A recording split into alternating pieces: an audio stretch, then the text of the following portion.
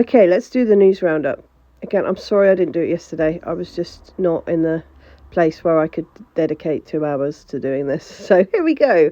Keir Starmer has suggested on Twitter, or whatever it's called now, X, that we have a bank holiday if the Lionesses win the World Cup. Now, I'm excited for us to win the World Cup as anyone else. Probably not, actually, but I am excited for us to win the World Cup. But a bank holiday is not what anyone needs right now, I'm afraid. Like, we literally, our economy is really, really not doing well. So another bank holiday would be pretty disastrous. I think this is like a very weird way of Keir Starmer showing the majority of working class people, business owners, etc., that he has absolutely no clue how to run this country. And I'm just really, really not sure why he's done this. Britain's MI6 allegedly planned to send Ukrainian hit squads to Africa to eliminate leaders who are friendly with Russia. Really disappointed by this. I've seen it from a couple of sources. I don't know where the main source is from, but I really had hoped that we were just a little bit more on it than that, actually. This is not democratic, this is not free, this is not peaceful, this is not good trade relations with your neighbours, this is international terrorism, and I don't know how people can't actually see that. Turkey allegedly received a lease on the Libyan port for a period of 99 years. I'd really love to know who signed over bits of Libya to Turkey. I'm going to bet it wasn't Libya, actually. And then there was actually another follow-up to this. And then there's been some armed force clashes, which should we really be surprised? Turkey, what are you modelling yourself on here? Israel, stop invading and taking bits of other countries. It is not yours. Turkey, as far as I'm aware, is now in Syria, refusing to leave, and is now and in Libya, refusing to leave. Turkey, please stop it, please. This is quite interesting. The Wall Street Journal has done a report on the US developing alternative options for exporting Ukrainian grain, including military ones to protect ships going to and from Ukrainian ports on the Danube River. It's also expected that by October, Ukraine will export 4 million tonnes of grain per month via the river route along the Danube with transshipment in Romania. I can't imagine that Romanian people are very happy about this. I've spoken about this before.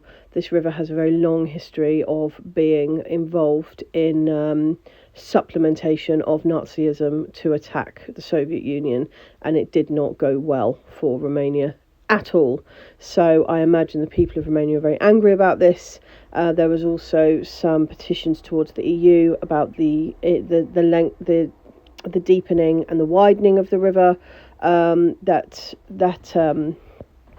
Ukraine had done illegally last year, and I just think it's a really poor idea. But this is what happens when you choose international relations with someone like America over just getting on with your neighbours. It's never actually going to work, because America's got to come all the way from America to support Ukrainian trade. It's just not something that they're going to have any interest in doing, really. When if Ukraine had just been less hostile to Russia, none of this would have happened in the first place. Germany abandons plans to increase its military spending by up to 2% on an annual basis. So Germany is no longer going to support itself militarily any more than it already does. But Germany is more than happy to be supporting Ukraine for a number of years. This is the news I'm hearing coming out of Germany.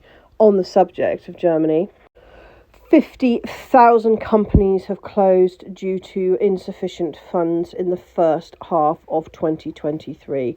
This is mega. 50,000 companies across Germany have closed, have gone bankrupt. I mean, what the hell? And then we see this.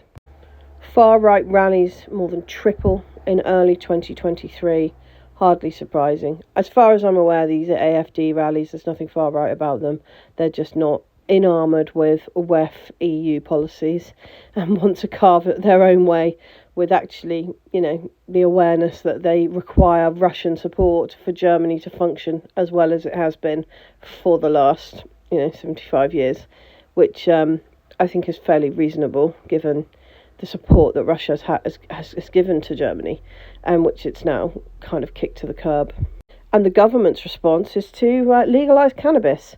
They're trying to open cannabis bars. They are allowing medical cannabis and 3 plants for personal use. 3 plants is a lot of cannabis for personal use, can I just say? And this is kind of how they're dealing with it. I think they just think, wow, if we can just get everyone really stoned, they won't care. It's bizarre. Germany is really, really struggling. The UN World Food Programme announced difficulties with the supply of food and medicine to Niger. There is masses of food and medicine waiting to get into Niger, but it's been blockaded by ECOWAS. That is who the UN should be putting pressure on. In fact, that's who the whole world should be putting pressure on. And that they aren't says quite a lot. Hungary expels the Soros Open Society Foundation from the country. Go on, Orban. You are an absolute rock star. And on George Soros, here it says that the Open Society Foundation plans to limit EU funding as it shifts focus to other regions of the world. So in the EU, we have adopted all of their genderism. We've been teaching kids at school they can change their sex. We've got sporting clubs that are no longer single sex. We've got changing rooms that are no longer single sex.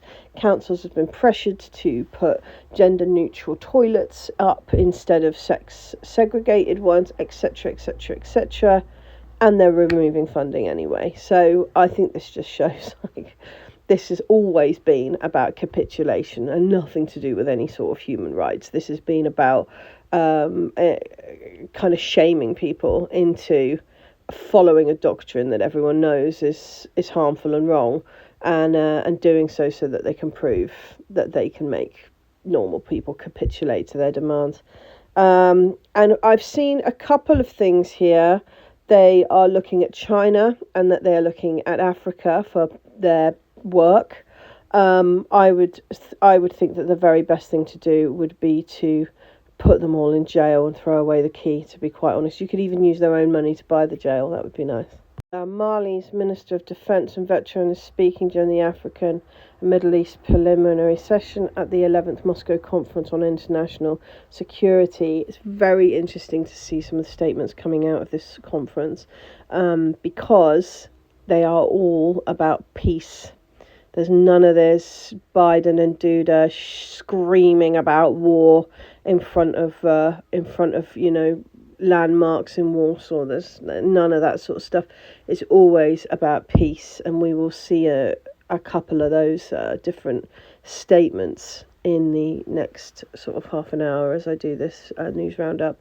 What I will say is that it's always very interesting to me to see what the Chinese say, because the Chinese seem to constantly being attacked as being a threat and being a worry, and they constantly come out and say, all we want is positive trade with people.